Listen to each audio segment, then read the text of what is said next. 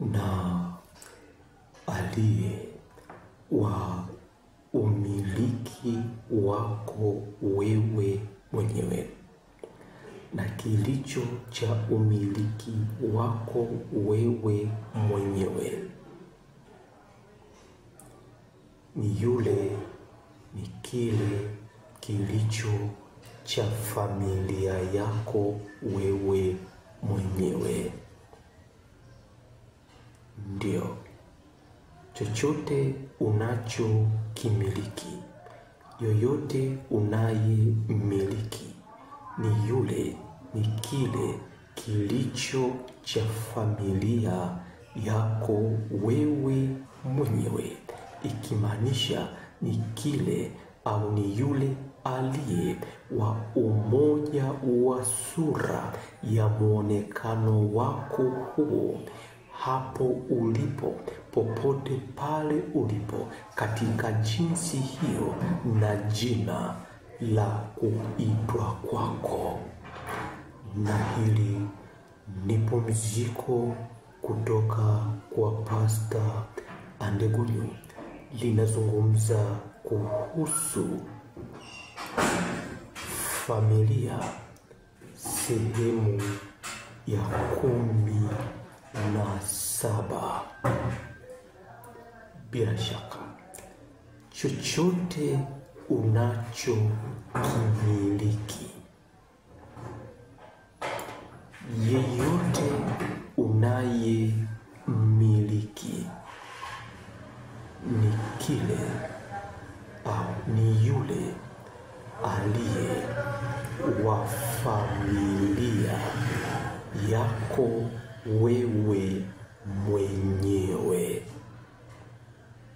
ikimaanisha ni yule aliye wa umoja au mmoja wa sura ya muonekano wako wewe mwenyewe, popote pale ulipo, katika jinsi na kila jina la kuitwa kwako. Na ndio, nacho naye huyo ndiye unaye miliki, kwa kuwa cha umiliki wako wewe ni cha kilicho cha familia yako wewe, au cha sura au cha umoja wa sura ya muonekano wako huu, na jinsi na jina la kuitwa kwako popote pale ulipo.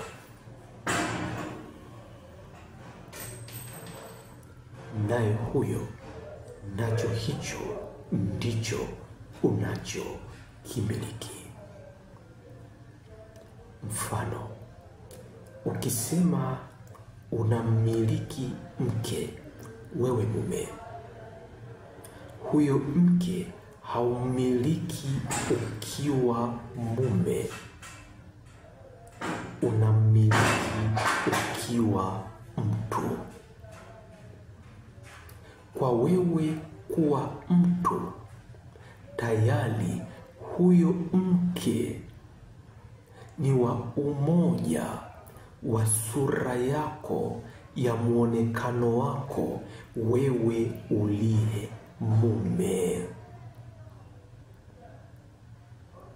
na kufanya katika jinsi ya kuwa mtu,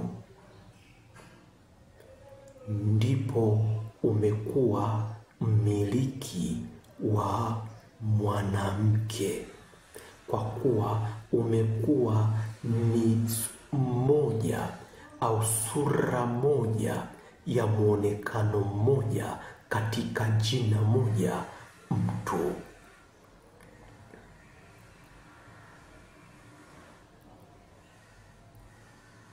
Umemiliki huyo mume kwa wewe mke kuwa mtu,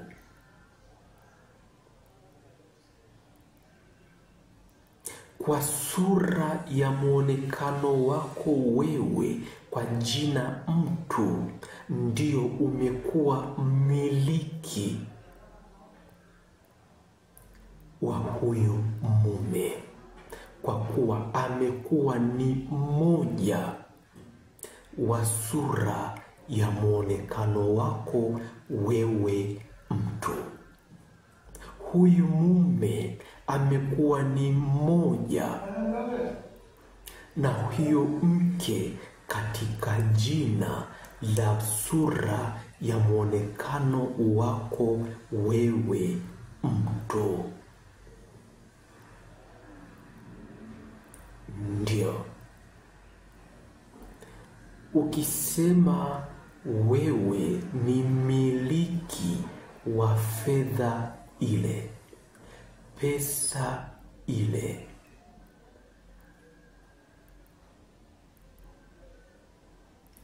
umekuwa mmiliki wa fedha hiyo katika muonekano wa sura ya jina taifa fulani.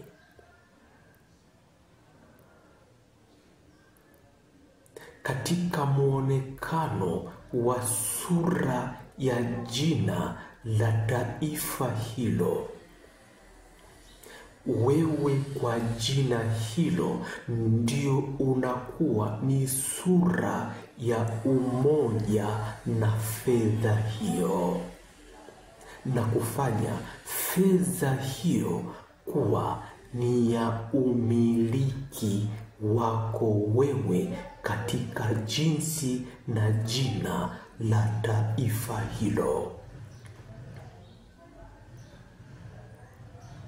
Ndio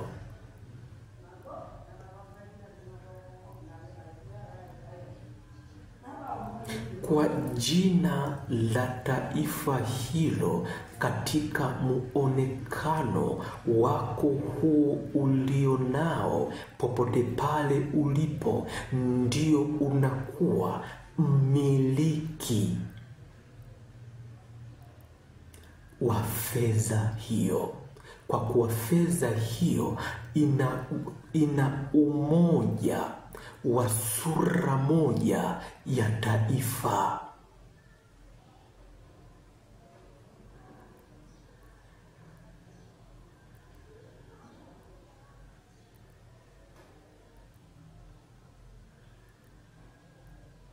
Ukisema wewe unamiliki mzazi,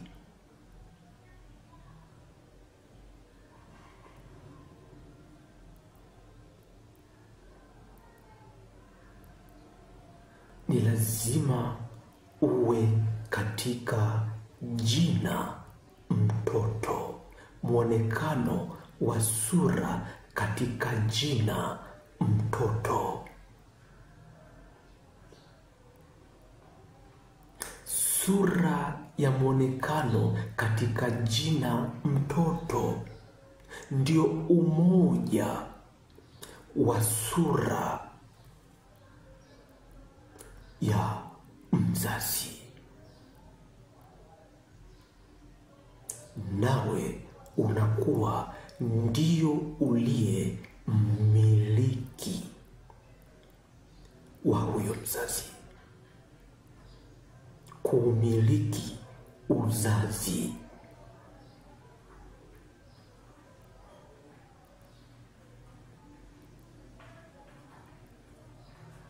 Nawe baba, ili umiliki mama, ni lazima uwe katika muonekano wa sura ya mzazi, kwa kuwa mzazi ndio mwili au umoja wa sura ya mama ikiwepo hapo.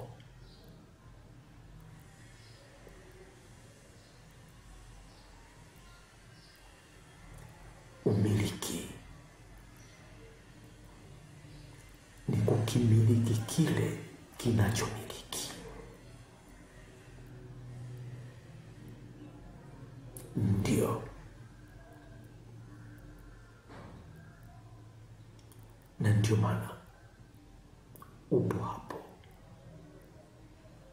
Huwezi sema ni mke wako huyo ingali yeye yuko kule, anamilikiwa na viungo vyake vya mwili, anamilikiwa na mfumo wake wa mwili. Huwezi sema ni mume wako yule ingali anamilikiwa na mifumo yake ya mwili na mfumo wake wa jinsi ya kuonekana kwake kwa kutembea kwake kule popote alipo.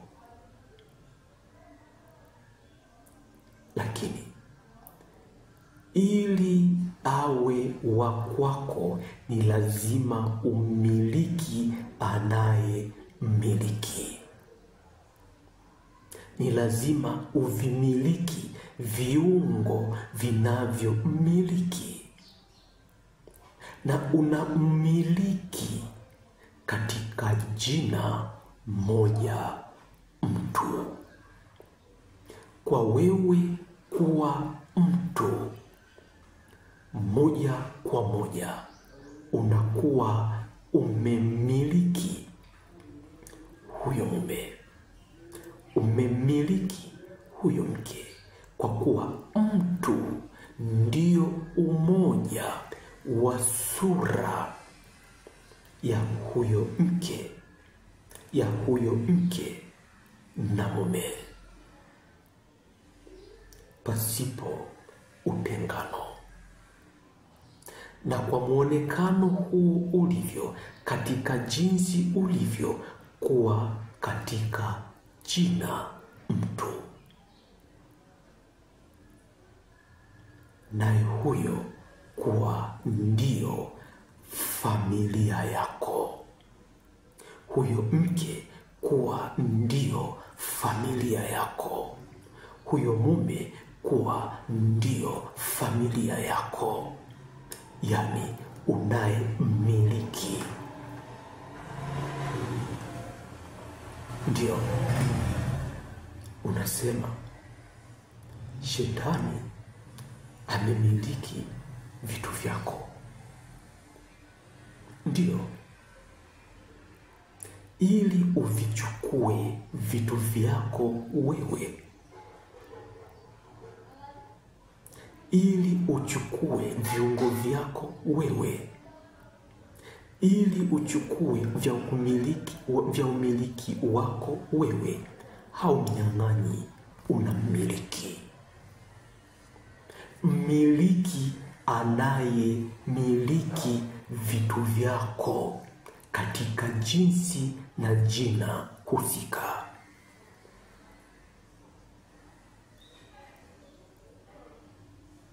Kama vile kumiliki mwanamke ambaye anamilikiwa na viungo vyake, unabidi uvimiliki viungo vinavyomiliki, vyote vinavyomiliki katika jinsi na jina moja mtu.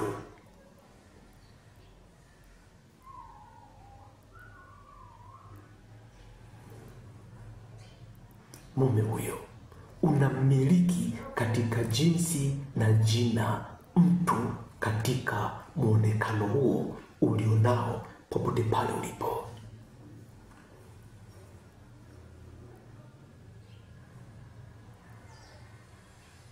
Uzazi unaumiliki katika sura ya muonekano mtoto. Huyo mama, huyo baba katika familia hiyo anamilikiwa na mtoto, anamilikiwa na vingine vyote. Ili umiliki baba katika nyumba hiyo, ili awe umiliki wako huyo mama katika nyumba hiyo, ni wewe kumiliki kile kinachomiliki kwa jina moja mzazi.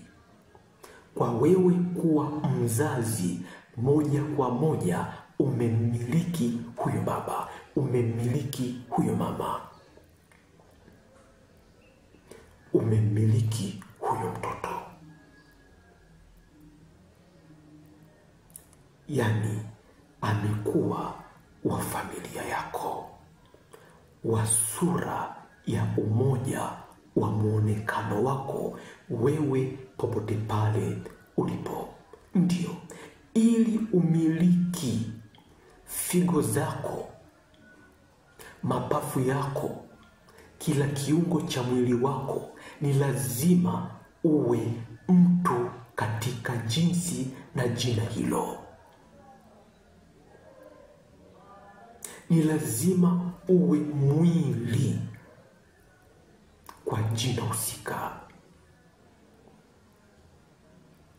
Napo viungo vyako ndio vinakuwa ni vya umoja wa sura ya muonekano wako wewe popote pale ulipo. Hakuna haja ya kunyang'anyana. Mmiliki anayemiliki kitu chako katika jinsi na jina husika.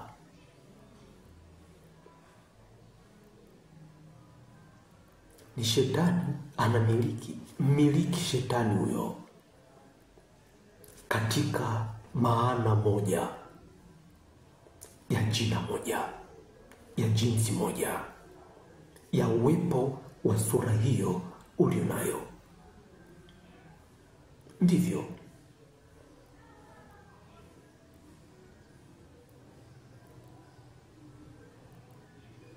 ardhi inamilikiwa na wadudu na wanyama na kila kitu katika jinsi yake. Miliki ardhi kwa kumiliki wanayoimiliki.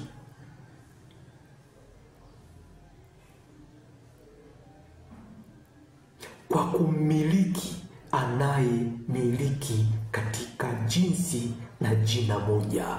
Kijiji, mkoa, jina la kabila, familia, jina la uzao, dunia. Katika jinsi ya muonekano wa dunia ndio unakuwa umemiliki taifa lolote katika jinsi na jina lake, na vitu vyote katika jinsi ya jina la kuitwa kwake. Unasema unataka umiliki fedha za mataifa yote, umiliki kila mali za mataifa yote, umiliki kila kitu katika kuwepo katika mataifa yote. Kumbuka, vinamilikiwa. Na ili uvimiliki hivyo, ni lazima umiliki anayevimiliki katika jinsi na jina moja, dunia. Kwamba jinsi ya sura ya muonekano wako huu kuwa ndio dunia. Na kwa kuwa jinsi ya sura ya muonekano wako huu kuwa ndio dunia katika ramani zake, kwamba hapo ulipo kuwa ndio unakuwa unamiliki kila chochote kilicho katika dunia kwa jina lake, ikimaanisha kila chochote kilicho katika dunia kuwa ndio mwili wako, ndio muonekano wako, ndio jinsi ulivyo. Ikiwa ni fedha, ndio muonekano wako wewe. Ikiwa ni wanyama, ndio muonekano wako wewe. Ikiwa ni wadudu, ndio muonekano wako wewe katika jinsi na jina hilo, dunia.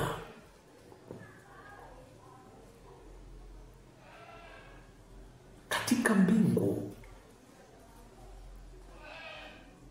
kuna vingi vilivyo katika mbingu, ila vinamilikiwa kwa uhalali, na ili uvimiliki hivyo ni lazima ummiliki anayekivimiliki katika jinsi na jina moja mbingu. Katika jinsi na jina moja mbingu. Kwa muonekano wako huu ukiwa ndiyo mbingu, ndipo unakuwa ni familia ya umoja wa vyote vilivyo katika ndani ya mbingu kwa majina yake, ikimaanisha vyote vilivyo katika mbingu kwa majina yake kuwa ndio wewe uliye mbingu katika jinsi na sura ya muonekano wako huo unaishi.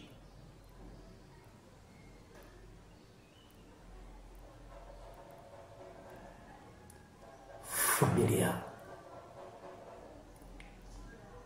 inaishi, umoja wa muonekano wako unaishi,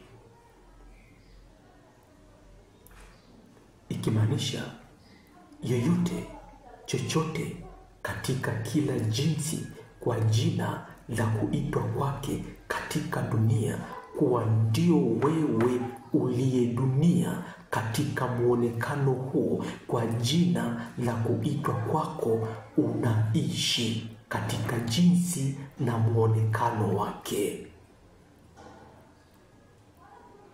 Ndio umiliki huo.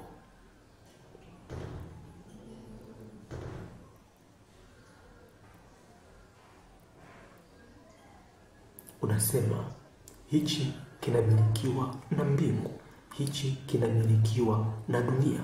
Ili umiliki cha mbinguni na duniani ni lazima umiliki kinachowamiliki.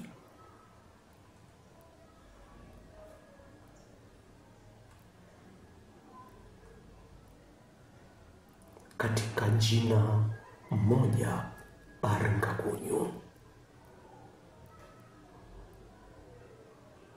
kwa mbingu inakuwa ni mmoja wa jinsi wa muonekano ulionao.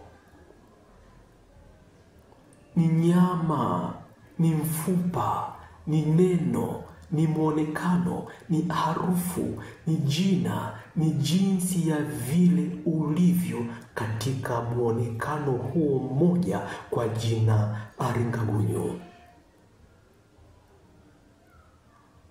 Ni mbingu, bado ni moja katika jinsi na sura ya muonekano wako wewe katika jina moja.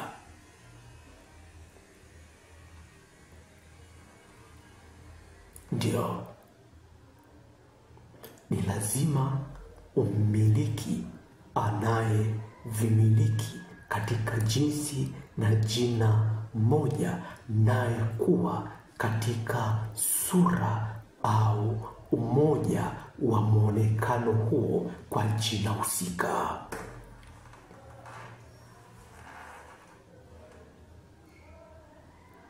Ndio naongea na wewe. Chochote kinacho cha kwako kinachomilikiwa unakimiliki kwa kummiliki yule anayekimiliki. Haumuondoi atakaa wapi. Unamiliki. Mtazama, mbingu imeumbwa, dunia imeumbwa, ardhi imeumbwa, ikawekwa alafu akawekwa mtu kwenye ardhi ambayo inamilikiwa, alafu unatumwa ukatawale katika simba, wanyama wakali, nyoka, miiba, bahari, matetemeko, kila jinsi kwa chochote kilichopo ukatawale.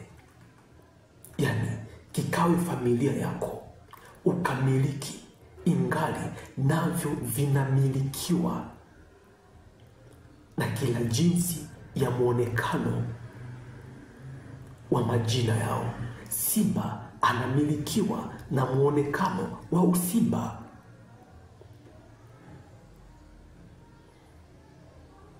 Nyoka anamilikiwa na muonekano wa nyoka. Ardhi inamilikiwa na muonekano wa ardhi. Sasa unaimiliki vipi? Unavitawala vipi? Unavifanya vipi kuwa ni familia, yani ni umoja wa sura ya jinsi na jina ulilo nalo?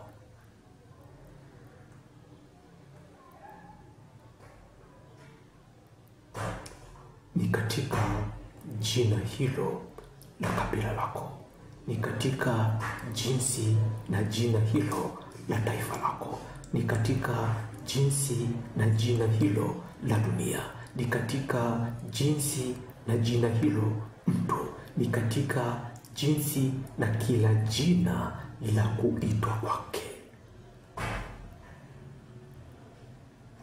Na sasa ni katika jinsi na jina Aringakunyu, kwamba chochote kilicho katika mbingu, chochote kilicho katika dunia ni cha umiliki wako katika jinsi na jina la muonekano wako huo, popote pale ulipo.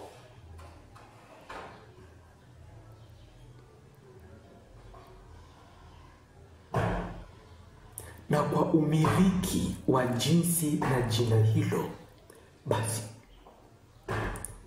mke ni wako, mume ni wako, taifa ni lako, ndege ni wako, wanyama ni wako, fedha ni zako, mali ni zako, kila kitu ni cha familia yako, ikimaanisha ni cha mwili, mfupa, neno, nywele, kila kitu cha jinsi ya muonekano wako hapo ulipo, popote pale ulipo, kwamba ni cha umoja wa muonekano wako,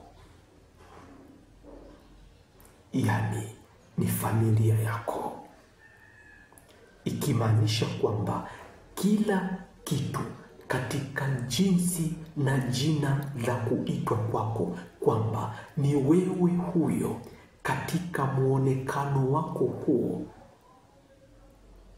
kwa jina hilo ndivyo ulivyo.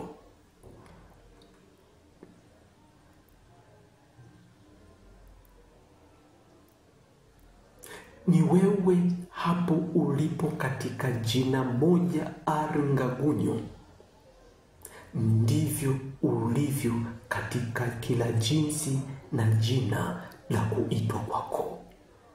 Ukiwa fedha ni wewe, ukiwa mtu ni wewe, ukiwa mali ni wewe, ukiwa mbingu ni wewe, ukiwa dunia ni wewe, ukiwa popote ni wewe. Na hiyo ndio jinsi ya kumiliki, anayemiliki vitu vyako, kwa kuwa naye anayemiliki vitu vyako ni wa umiliki wako, na kufanya vyote alivyo navyo kuwa ni vya kwako. Yani ni wewe unaishi katika kila kimoja na katika kila jinsi kwa jina la kuitwa kwake. Ndio ni familia, ndiyo iliyo ya umiliki wako. Na jinsi ulivyo, popote pale ulipo, katika muonekano ulionao hapo ulipo, katika jina moja Arengagunyo, ndio ulio mmiliki wa mbingu na vitu vyote vilivyopo, dunia na vitu vyote vilivyopo, ikimaanisha kila kitu kilichopo ni jina lako wewe, ni jinsi yako hiyo, katika kila jinsi na jina la kuitwa kwako.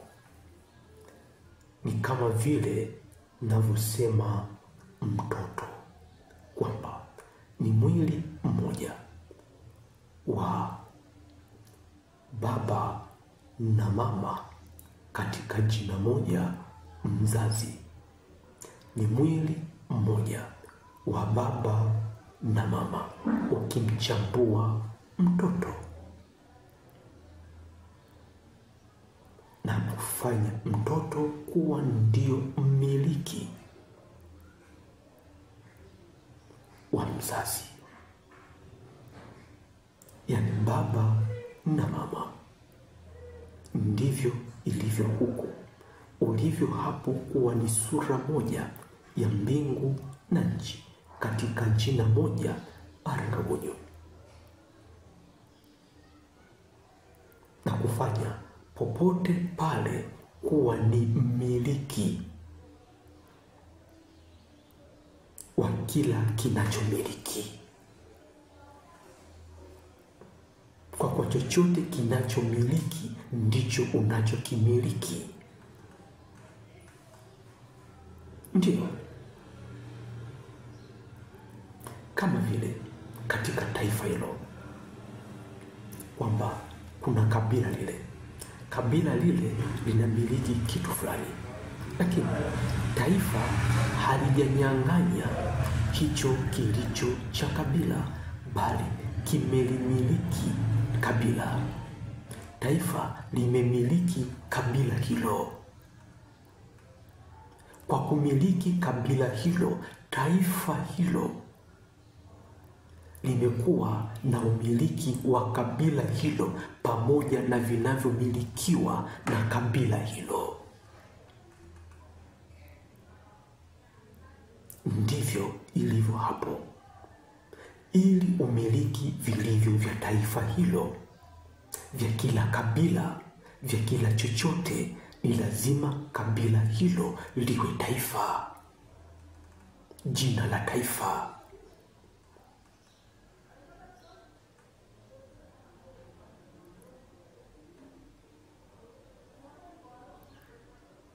Ndio, ili umiliki mataifa yote ni lazima jinsi muonekano wako huu uwe ni dunia, uwe ni mbingu. Kwa maana kwamba ukubali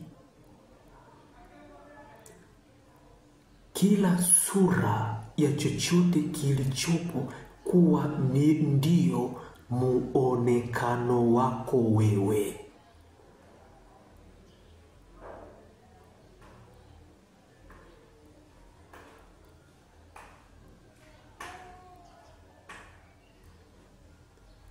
Wanyama kuwa ni muonekano wako wewe taifa.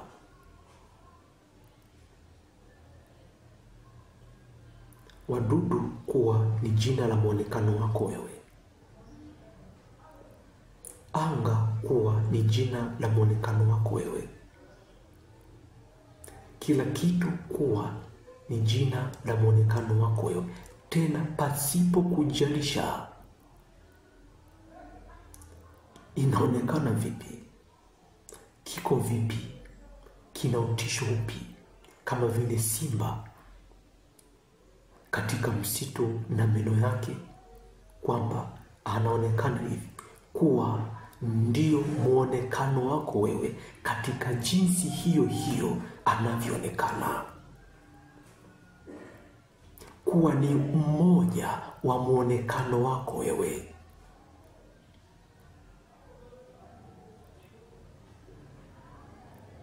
Ni nyoka.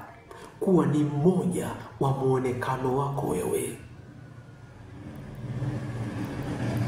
Kila kitu katika ulimwengu kuwa ni mmoja wa muonekano wako wewe, ikimaanisha kwamba ni muonekano wako wewe unaishi katika jinsi na jina lake kwa kuitwa kwake. Ukiona samaki, ukiona wanyama, ukiona chochote katika kila jinsi kwa silika ya muonekano na taratibu zake, kwamba ni wewe unaishi. Ndio mfupa wako unavyoonekana katika jinsi na muonekano wako huo. Kama vile ulivyo katika mwili huo, kwamba kila kiungo kuwa ni wewe, ndivyo unavyoonekana katika jinsi na jina la kiungo husika.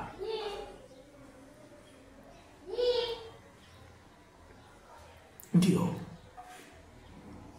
kuna majina mengine ya ajabu na misingi ya muonekano wake, lakini ndivyo yalivyo. Kama ilivyo tamaduni na muonekano wa daktari,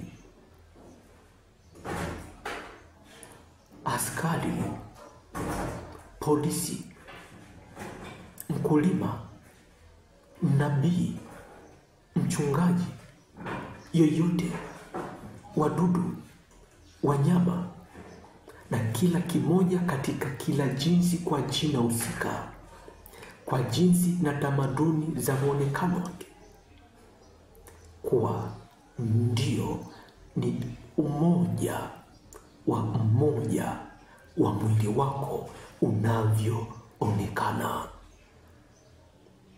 Ni kidole, kwamba ni umoja wa mwili wako unavyoonekana. Ukiona kidole, kwamba ni mwili wako umeonekana. Ndivyo ukiona kabila lile, kwamba ni kabila lako limeonekana. Ukiona taifa lile, kwamba ni taifa lako limeonekana. Ukiona mbingu, kwamba ni taifa lako limeonekana. Ukiona dunia, kwamba ni kabila lako limeonekana. Ukiona chochote, kwamba ni wewe umeonekana. Ukiona mdudu, kwamba ni wewe umeonekana. Na hiyo ndiyo inaitwa umiliki. Ni lazima uwe ni mwili husika wa kitu hicho. Ni lazima uwe kiungo husika kwa jina husika ya mwili wako.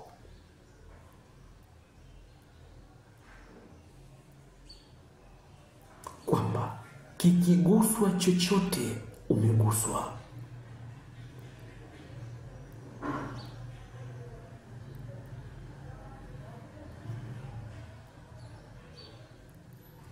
Chochote katika muonekano wake wowote ule, kuwa ni muonekano wako wewe.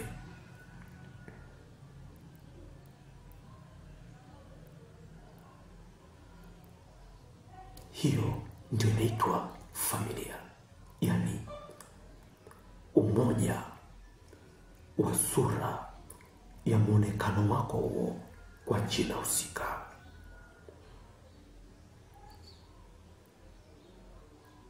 Naye huyo ndiye unayemiliki, nacho hicho ndicho unachokimiliki.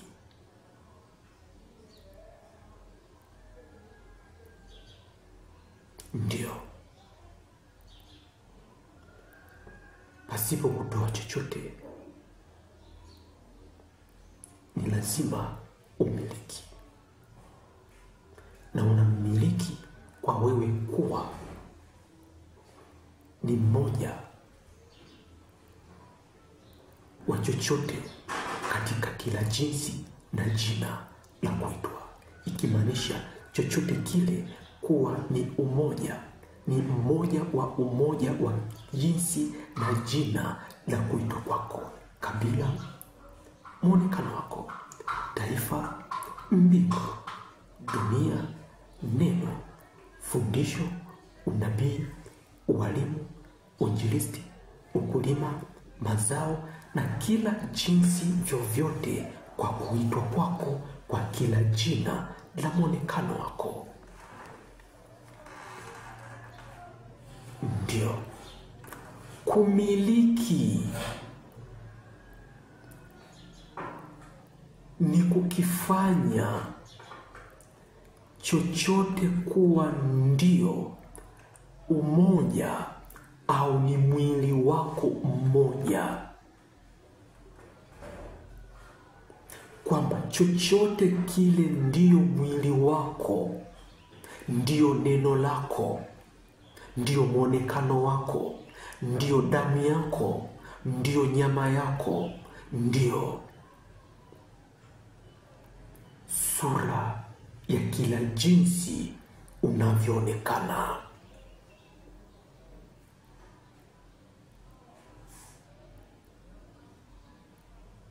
Huu ndio umiliki,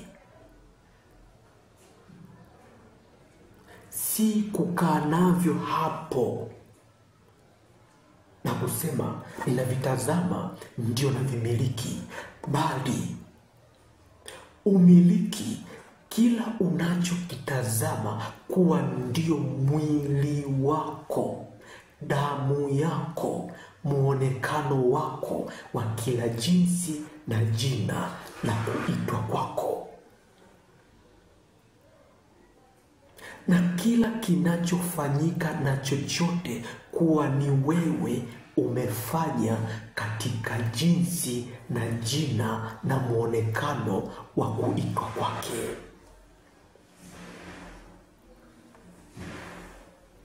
Fedha ikifanya ni wewe unakuwa umefanya katika jinsi na jina la kuitwa kwako. Mkeo akifanya, mumeo akifanya, mtoto anavyoonekana, chochote, taifa, kijiji, mamlaka, kila sirika, wadudu, wanyama, mvua, baridi, barafu, moto, kila chochote katika jinsi na jina la kuitwa kwake, kikifanya chochote, uwepo wake wa muonekano wote katika jinsi ya taratibu yake yoyote, kwamba kuwa ndio taratibu yako hiyo ya mwili wako huu, wa muonekano wako huu, kwamba umefanya katika jinsi na jina la kuitwa kwake. Hiyo ndio inaitwa umiliki.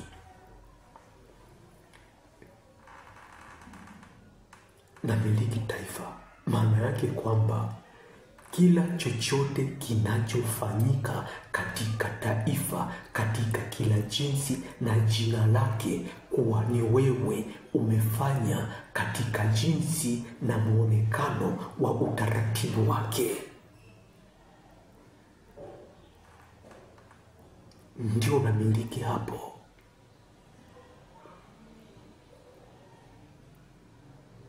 Kisema ninamiliki kanisa, ninamiliki dhehebu, ninamiliki dini, ninamiliki Kristo, ninamiliki chochote, ninamiliki yule, ninamiliki kabila, kwamba wewe ni wa kabila hilo, kwamba kabila hilo ni lako, inamaanisha kwamba chochote yoyote kilichopo katika kabila kinachofanyika anayokitenda kwa kila chochote kwa jinsi yake, kwamba kuwa ni wewe umetenda, ni wewe unafanya katika kila jinsi na jina la taratibu na tamaduni ya kuonekana kwake. Kama vile viungo vyako cha mwili wako kinavyofanya, kila kiungo cha mwili kinavyofanya, kwamba ni wewe mtu umefanya katika kila jinsi na jina la taratibu la muonekano wake. Haijalishi umefanya nini, ni mwili umefanya yote. Haijalishi kiungo fulani kinaonekana vipi, ni mwili wako unavyoonekana. Kiungo fulani kina jina baya, ndio mwili wako unavyoonekana katika jinsi na jina hilo. Kwa hiyo unapozungumzia umiliki wa taifa, wa mwili, wa mume, wa mke, wa mzazi, wa kijiji, wa mbingu, wa dunia, wa mbingu na nchi, yani Arngabunyu, ni kukifanya chochote kuwa ni mmoja wa umoja wa muonekano wako huo, kama vile viungo vya mwili wako vilivyo ni mmoja wa umoja wa mwili wako, kwamba kila kinachofanyika na kiungo chako kuwa ni mwili wako umefanya katika jinsi na jina la kiungo cha mwili wako hicho.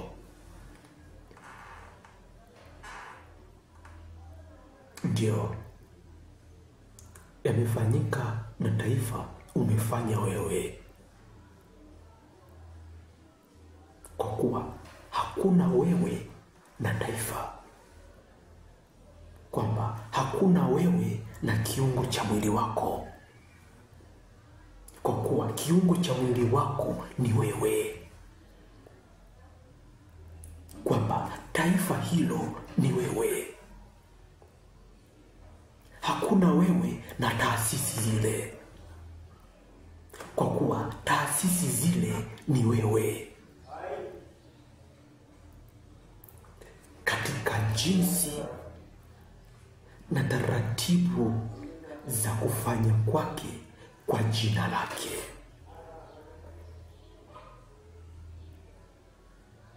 Ndio nazungumza na wewe kuhusu familia, ambao ndio umiliki wako. Na miliki mali. Je, chochote kinachofanyika na mali hiyo ni wewe, au bado unajikataa? Na miliki ndoa. Je, chochote kinachofanyika na ndoa, yani yoyote aliyezaliwa na kuzaa, je, ni wewe, au bado unajikataa?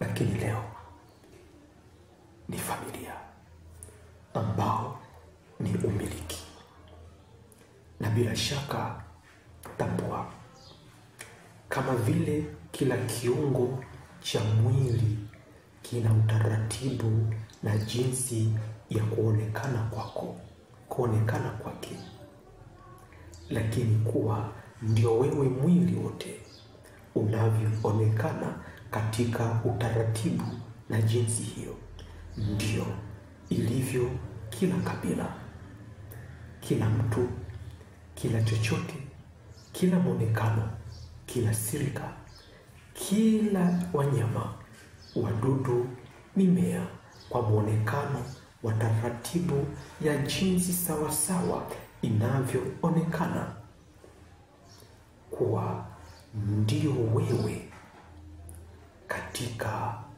jinsi na jina la kuitwa kwake, na chochote katika jinsi ya muonekano wake, kuwa ni wewe unavyoonekana katika jinsi hiyo na jina hilo,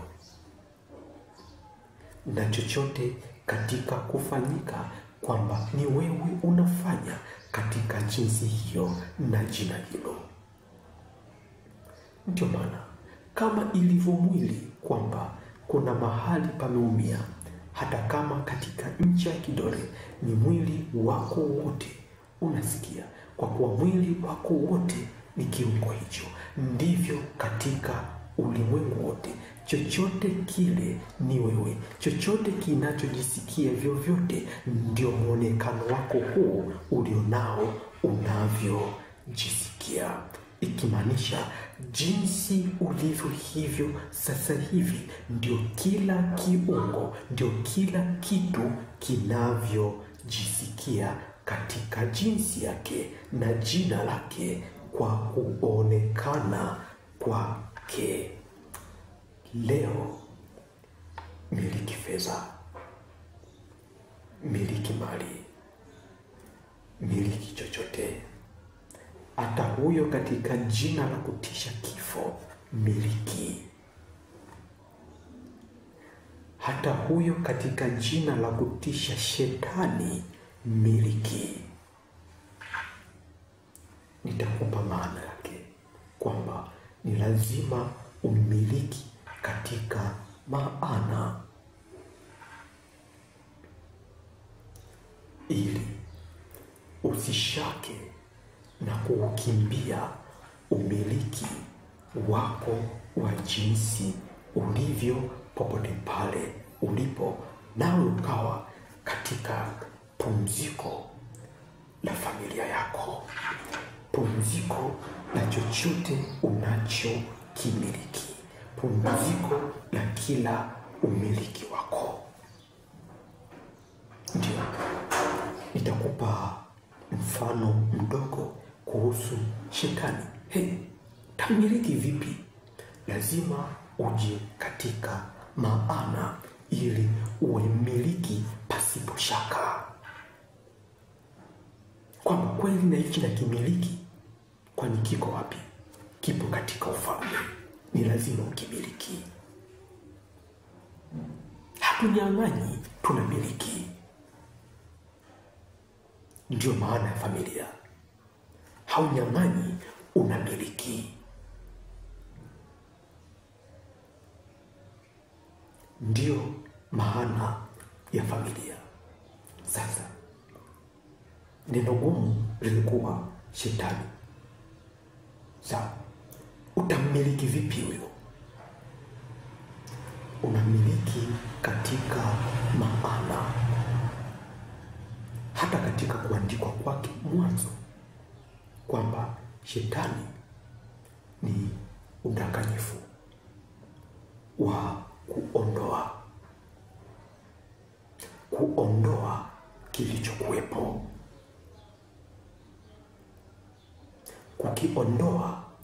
kukiondoa kilichokuwepo. Ndio maana ya sura ya shetani. Sura ya shetani maana yake ni sura, inatambuliwa kwa sura ya kuondoa kilichokuwepo.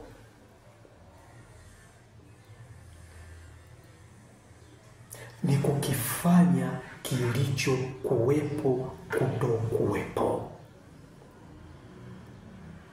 Ndio sura ya utambulisho wa jina shetani, kukifanya kilichokuwepo kutokuwepo.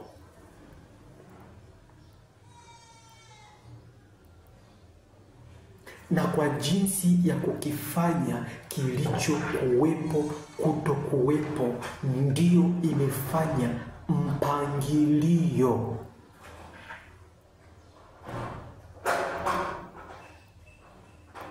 wa ufalme kutokuingiliana,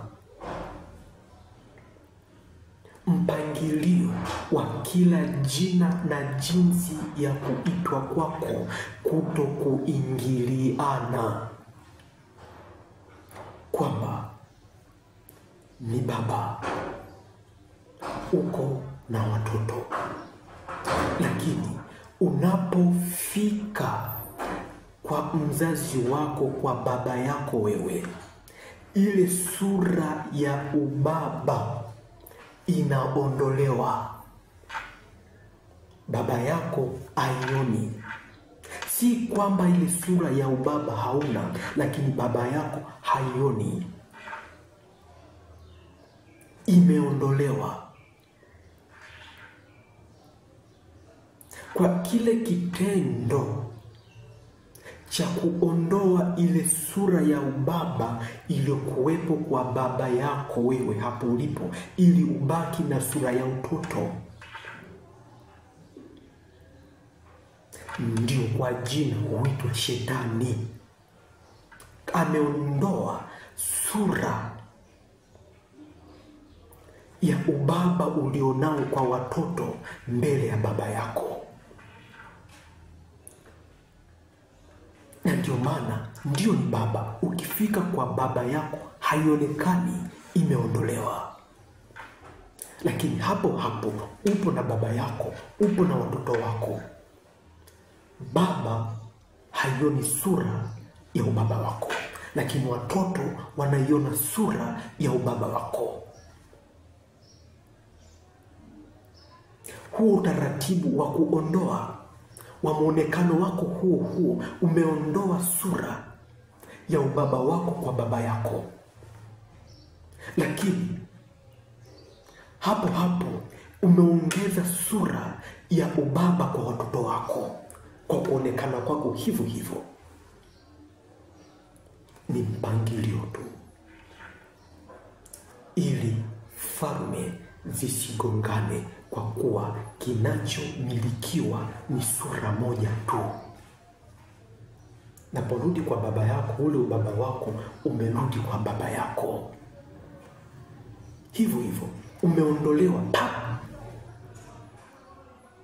kwa utambulisho wa kuondoa. Ndio kwa jina ameitwa Shetani. Imekuwaje? Baba yangu haonekani baba kwa baba yake. Imekuwaje? Mume haonekani mume kwa watoto wako wewe mama. Ni hiyo sura ya mpangilio wa kuondoa.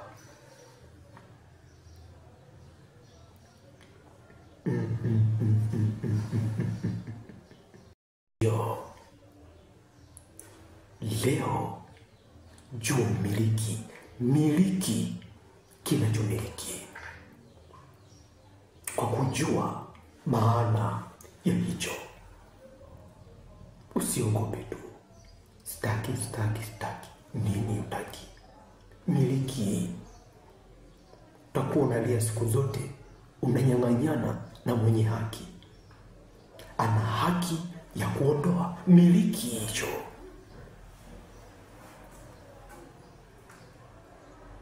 Nimekupa mfano mdogo unaoitwa Shetani, yani unaotambuliwa kwa sura ya kuondoa kilichopo kutokuwepo, ukifanya kilichopo kutokuwepo. Nao huu kuwa ndio mpangilio wa ufalme, kutokuingiliana. Ukakaa katika mfumo wa kila jina na kila jinsi kwa kuitwa kwako pasipo mwingiliano. Vipi? Baba yako akakuona baba, mmepotea hapo, mmesambaratika. Mtoto wako akakuona mtoto, mmesambaratika.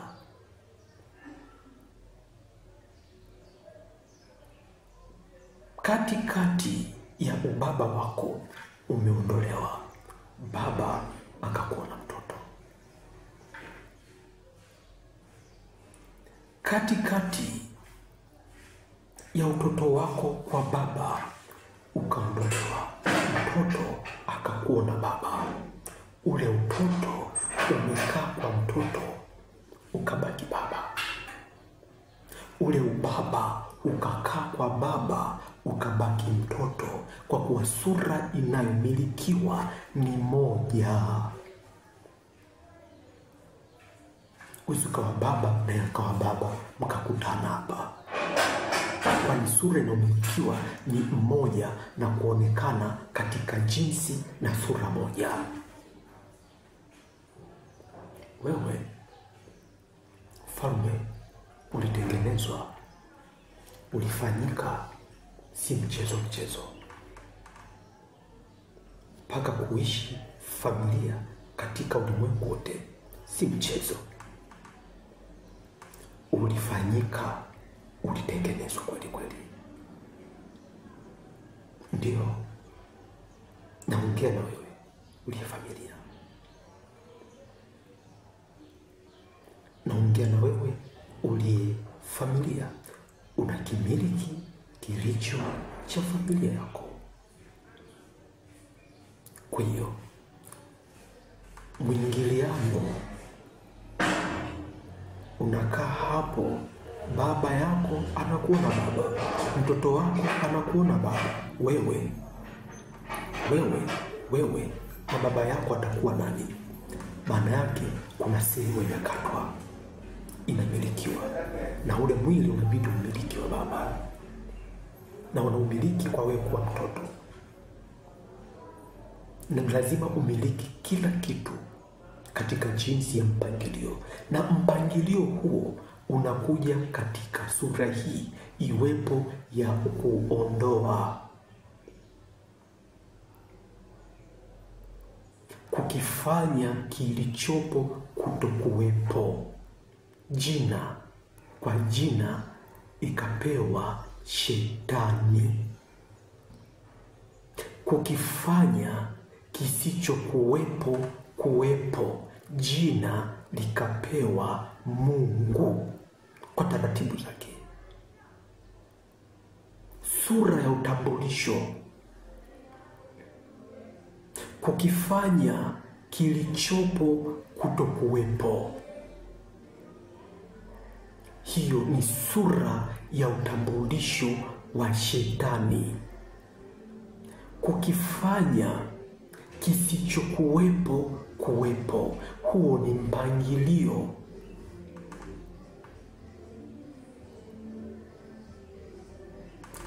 wa sura, ni mpangilio wa sura kwa jina Mungu. Lakini wewe hapo ni familia, yani sura moja katika jinsi na jina la kuitwa kwako, na hapo ulipo ndio inaitwa pumziko,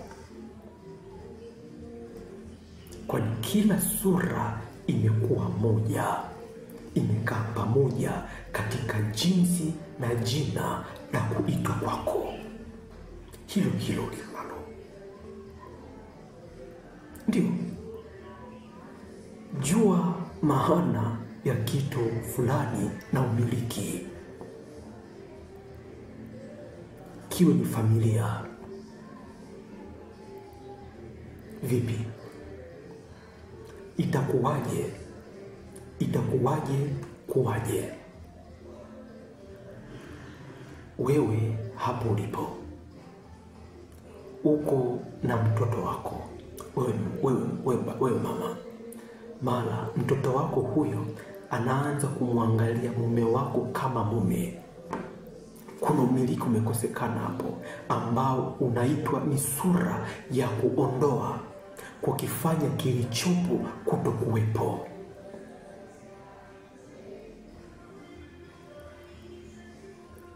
Mtoto aendelee kumuona mume wako ni baba na sio mume.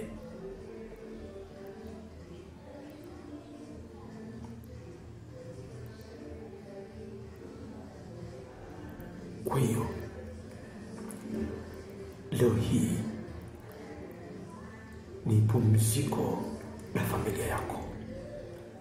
Inakupa familia ya pumziko lako, familia ya umiliki wako, mume wa umiliki wako, mke wa umiliki wako, mzazi wa umiliki wako, chochote cha umiliki wako, mzazi wa pumziko lako, yani familia yako. Kwa kuwa familia ndio pumziko. Kuwa wamoja, sura moja ndio pumziko. Kwa hiyo popote pale ulipo, inakupatia mzazi wa pumziko lako, mke wa pumziko lako, taifa la pumziko lako, kabila la pumziko lako, uzao wa pumziko lako, ndoa ya pumziko lako, Mungu wa pumziko lako, kila kilichopo cha pumziko lako. Pokea pumziko hilo popote pale ulipo. Uponyaji wa pumziko lako, muujiza wa pumziko lako, kila kitu cha pumziko lako, yani familia yako. Basi leo hii nimeongea kwa mapana sana kuhusu familia na umiliki. Kuhusu familia na umiliki. Basi usikose wiki ijayo sehemu ya 18 inayohusu familia. Leo hii inaishia hapa. Usikose pia kutazama fundisho hili, somo hili, familia ya pumziko lako, katika ukurasa wa YouTube kwa jina la Pumziko au Pumziko Moja.